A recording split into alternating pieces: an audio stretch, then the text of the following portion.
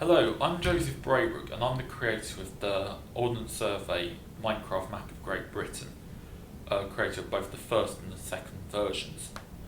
So I started this project on my internship last year, and since then I've become a graduate at the OS and was asked to create a second version for them, which is what you've got in front of you. So in this video we'll be exploring the River Thames, which is a 210-mile long river through the south of England. So in this video, we'll be exploring it. So we're at the Kendal, which is the source of the Thames. So we'll start rolling along. So the first major difference between this and the previous version is the fact that we've got trees, which are essentially created by the game. We've also got reeds, flowers, and on the ground you've also got grass. Essentially this is a plains biome for those familiar with the game. And the entire country is composed of just plains biomes and forest biomes. Forest for anywhere that's been designated as woodland. So these are the lakes up in Gloucestershire by Kendal, and these feed the River Thames. So as we carry on down, you'll start to notice that you've got elevation, which is from a DTM height map that the OS has for open data, called Terrain 50, which is every 50 metres in real life between points there's a height given. This map is one block is every 25 metres, which essentially means that the height map has been interpolated, giving it actually a smoother effect for the heights. One major, probably insignificant issue is the presence of sand and gravel near water. This was kind of considered as a side effect of allowing us to have trees, and so in areas such as here where we've got a lot of water, you have sand and gravel. But generally the advantage of this is that you get to see the river system, which, as you can see, is quite extensive at this point on the River Thames. So the road colours, we've got yellow, which are the minor roads of the country, which form the backbone. The majority of the roads in the country are this. We've got pink roads, or A roads in real life. They are the second major kind of roads of the country, and they can be found in cities and in the country. So at this point we notice that we've got maybe a bit of choppiness, and this is because we've allowed water to dominate the feature in the area. So what this essentially means is that in a 25 metre area, if there's any river or stream present, the game will the algorithms that we used essentially state this will be water regardless of anything else in that place, which means that we can see the entire river system, not just a lake that's 25 metres by 25 metres. So as we continue down, you begin to start seeing the valley take shape as the river starts to get wider. The rivers themselves were taken using Vector Map District, which is another OS product, which is open data and you can download it on the website. And all of the features on the land are essentially VMD taken and then dropped onto a height map, which is a rather simple way, but the methodology is quite complex in getting it to work. So I created a custom generator to implement this feature. So as we continue along, you start seeing more significant heights becoming visible. Each block height-wise is 12.5 metres. We added a 2 times 2 on the elevation, which essentially means that you've got the height in game isn't it isn't the actual height, but it's scaled slightly, which means that mountains such as Ben Nevis will appear slightly stretched upwards, which is kind of needed in a model such as this, where you might not necessarily be able to see, because each is blocky. You can't necessarily see the height of, say, Bournemouth Cliffs or a simple hill that might not reach that level. So it actually adds an element of detail. So here we're passing over Oxford, which is one of the first major towns on the River Thames, also a university town, and one that I visited occasionally.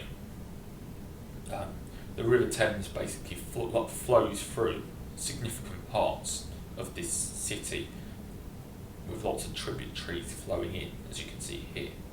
Now that we're in a town, though, we can now explore the urban landscapes that are available.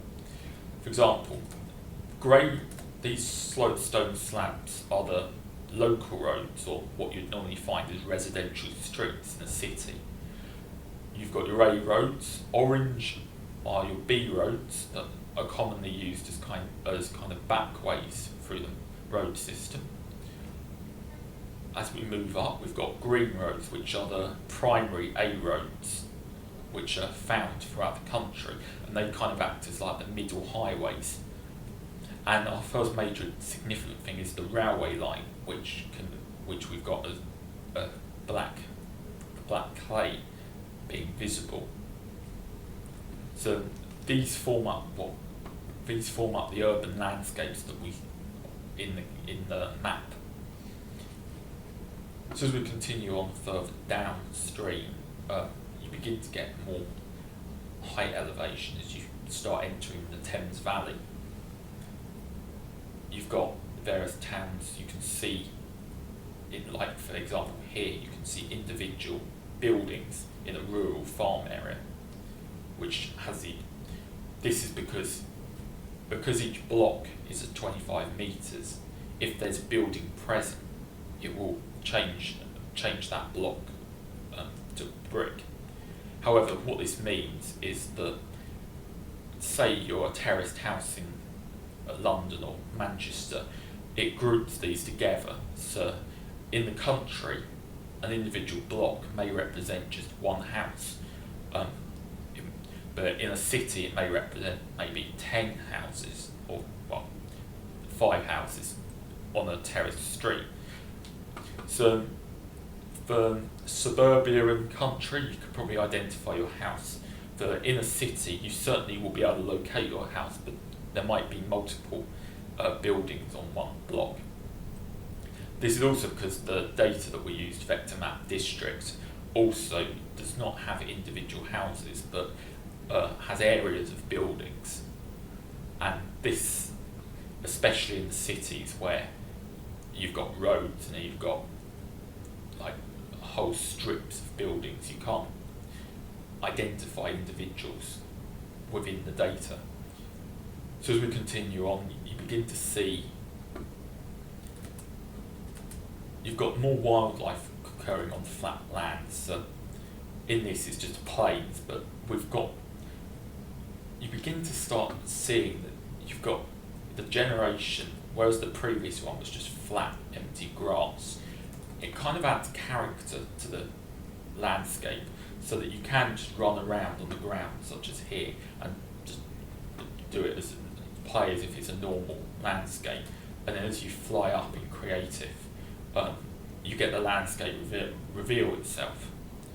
So what this may means is that some people might decide we might replicate the rail system, or you could actually build something on where your house is. And the increased scale means that it's easier than the previous version, and that generally just means that we've got much more significant resolution to help in that section. So now as we continue on, we're approaching down through Oxfordshire. You're starting to get significant elevation. Continued houses, you've got railway, you can see distinctly the roads in these places. Now that you start getting elevation, you've got trees spawning, it starts to look like a valley.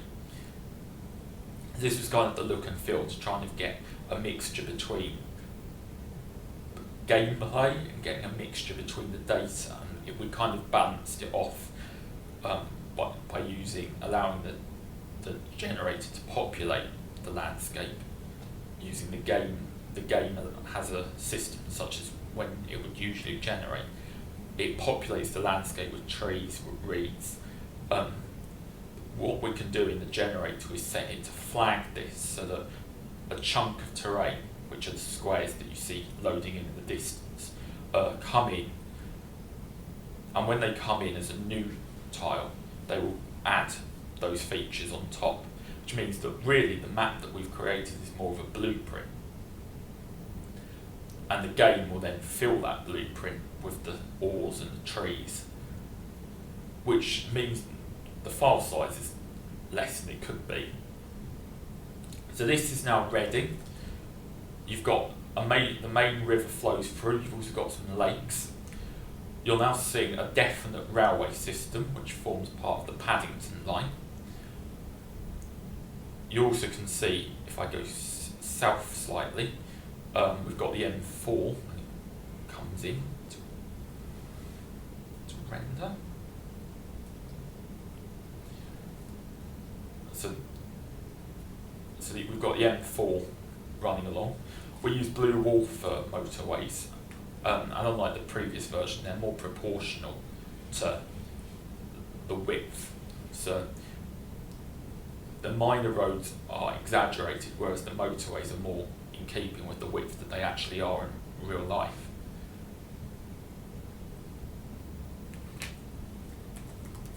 So just changing the time. Can we go back up to the Thames? We're now heading towards the London section of the river. So this is actually navigable in real life. You can actually hire a canal boat and go along it. It's got quite a lot of locks and other water features that you have to traverse, but it's certainly an interesting journey to undertake. So, of the two products that we used, VMD, which is Vector Map District, and Terrain 50, both of these you can essentially download for free. I first came across them 2 years ago and was playing around with the program World Painter that is probably the most common used program for terrain editing. Unfortunately, World Painter for this went back a year ago when they first started doing this. World Painter didn't have the capability to take like data and import it on top of a height map, or at least to my knowledge.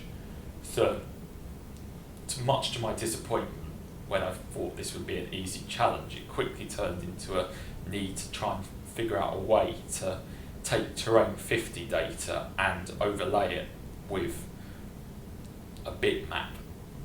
So the way that does it is it takes the generator opens the data up, it scrolls through the data, finds the point in reference to a position. It then builds the height map by stacking stone blocks on top of each other up to the height.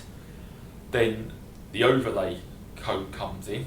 It then decides, I'm seeing a block, say it's a grass block, I'm going to change the top of this stack of stone blocks to become a grass block. So that way the terrain, you then get an overlay on top of a height map.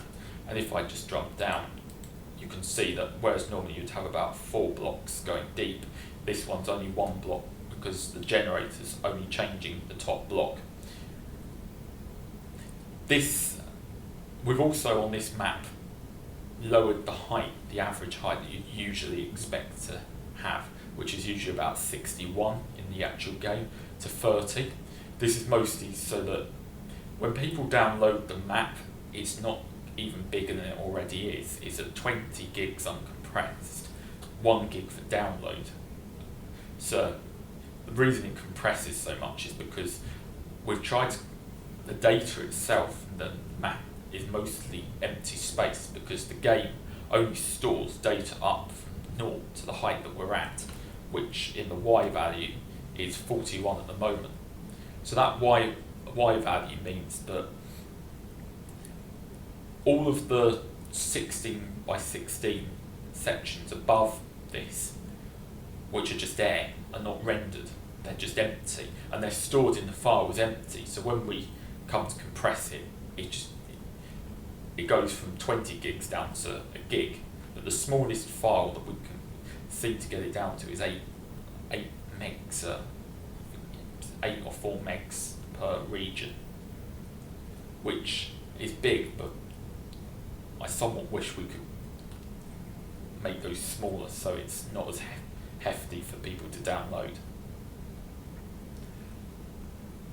So as we're starting to enter kind of the metropolitan part of the River Thames, at this point you get kind of the lakes that are outside London, and this part you begin to see where Terrain 50 and VMD start to come together.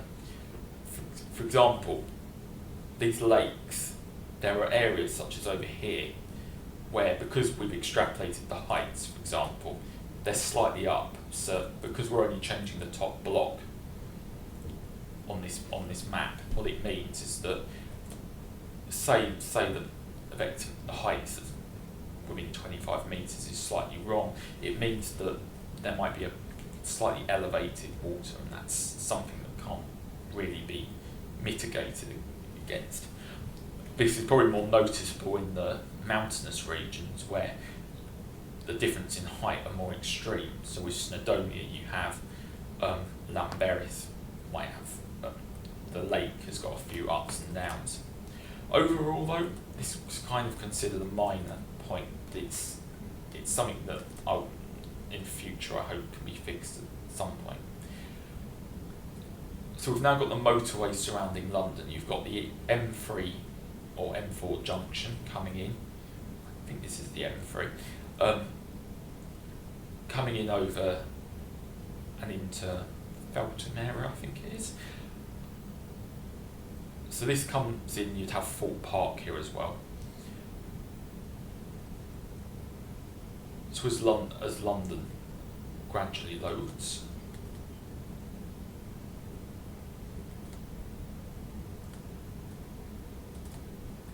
so we're still in the lakes west of London. So the river system in this part is quite extensive. There's a lot of engineering and water work was done to try and support the drinking water. You've got the reservoirs. When you've got a city of 60 million, you kind of need this level of storage of water to ensure that you've always got a supply going. So this is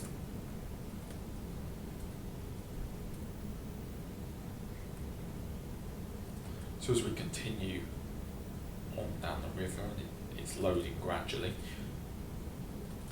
One of the disadvantages of having it populated is it does mean that it's slightly laggy sometimes when it has to generate these new sections. Again, this was kind of considered, do we want to make the file size even bigger for people to download, or it was kind of a mix between what do we really want to accomplish here, and it was decided to make it as accessible as possible for the entire country.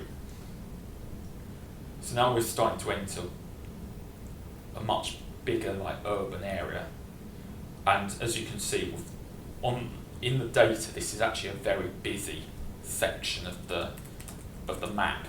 Just clearing the weather, you've got local roads, you've got A roads, you've got primary roads, you've got railways. You've also got other features going on the map as well that we didn't import. You might have marshes or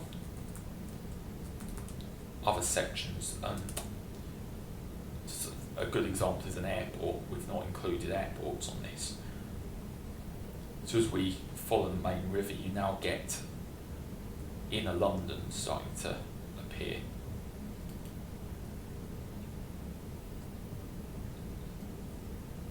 So as it loads,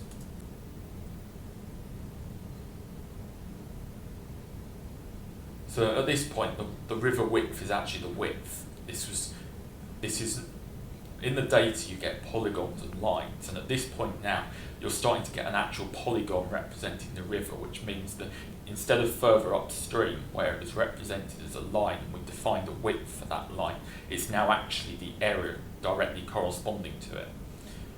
This has tremendous advantages from the point of realism. The problem with lines is that you have to define a fixed width for a given area, at least for the method that we used. So as we come round, we start getting the central, you get the railway system where you've got multiple lines coming in, and you can actually see the way they meander. So the detail compared to the first one, I would probably say that this version definitely makes cities look better. The first version, when I looked at the cities, you had roads very chopped up, and you couldn't really define areas. And there was a famous example that got noticed, which was on the river. There was a bridge that shouldn't have existed, made of grass. This is because on the actual map of Vector Map District, there's a piece of text crossing the river. So it noticed the bit of text and thought, let's add grass where it shouldn't have. So now we're right in the centre of London.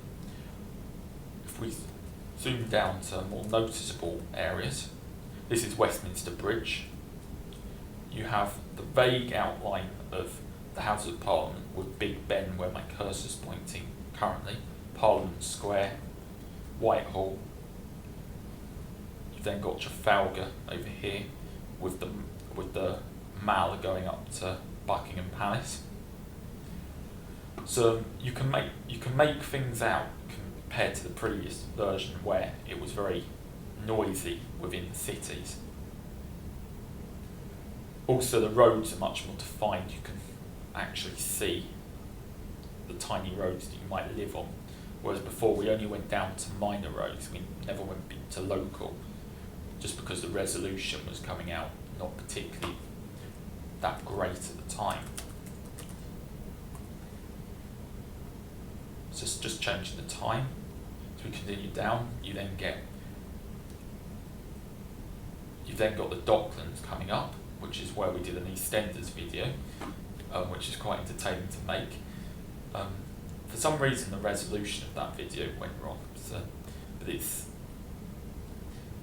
hopefully that can be sorted at some point. We've then got the noticeable features up here of the London Dome, which I remember going to as a child. It's now the O2 Arena, and you can see his outline of being roundish. So this is Greenwich. So then coming further along, you've got the main London docks.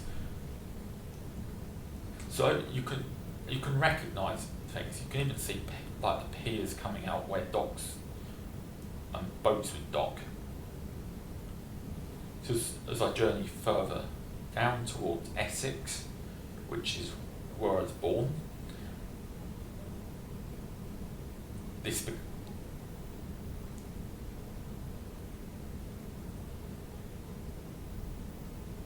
so as we come back out of London, you see the gradual change from what is quite an urban landscape into a much more suburban. For example, this is quite an industrial area here. You can see that because there's large patches of brick which represent like warehouses, and just changing the weather.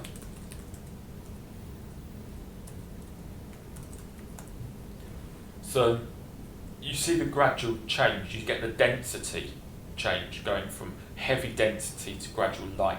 And in reality, this area is actually quite marshy. you have lots of,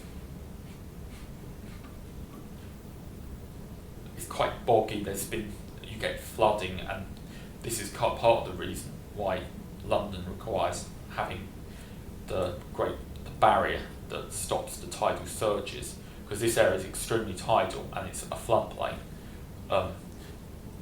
which generally means that a lot of money is spent making sure that areas such as here, which right next to a marsh area, okay, defences are built to make sure that these don't flood. So coming further up is a bridge that I've driven over many a time. It's the Dartford Bridge. For those that know, there's also two tunnels going under, which you can see the entrances here, and then they come out the other side over there. So this is familiar landscape for me. So coming further around, you also have a train tunnel going under the river and coming up just over there.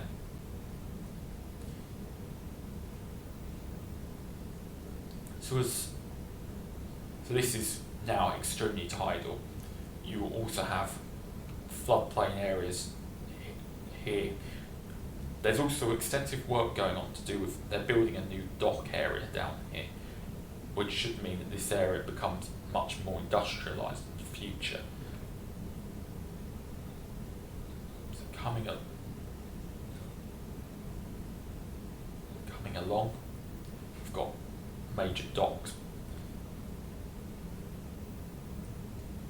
and you see the Kent Railway. So this is now Kent on this side, and we have Essex on this side.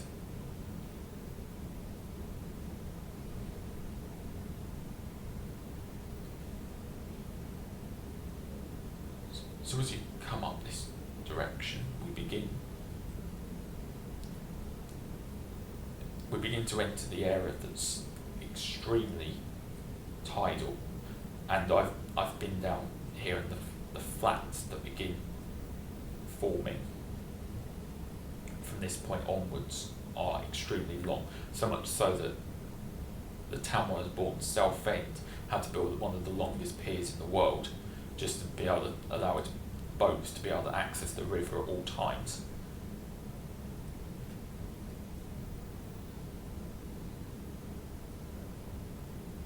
As we continue, I'm just letting it load.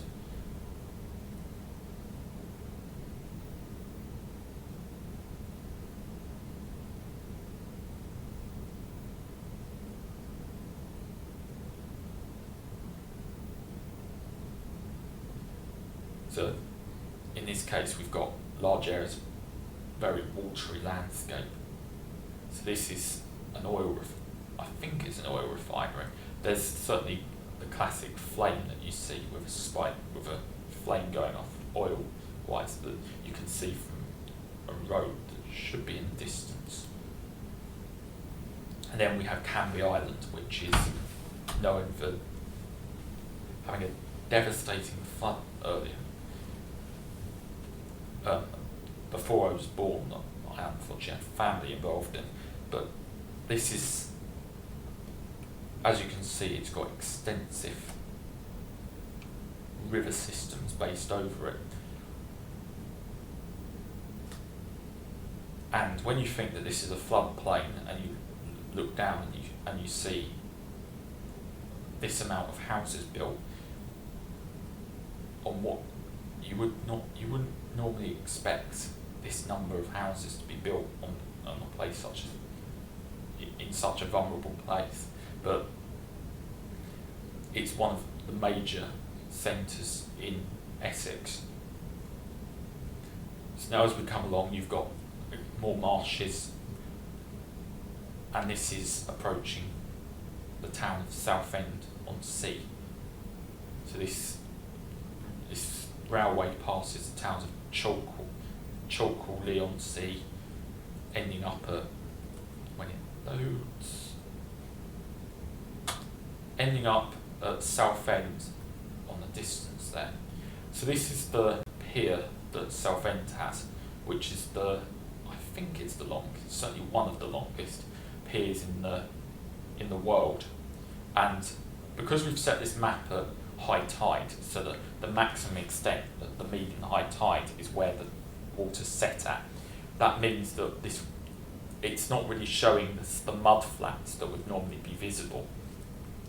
But if you consider that this is every block's 25 metres and the length of the coastline, you can certainly see the length that this pier goes out to in the River Thames.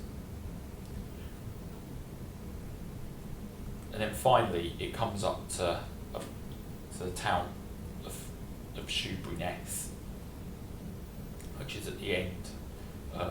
I've got friends there. It's an interesting place.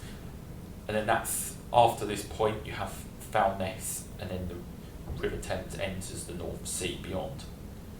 So this was me exploring the River Thames, just commenting on the map that I've recently created. And thank you for watching.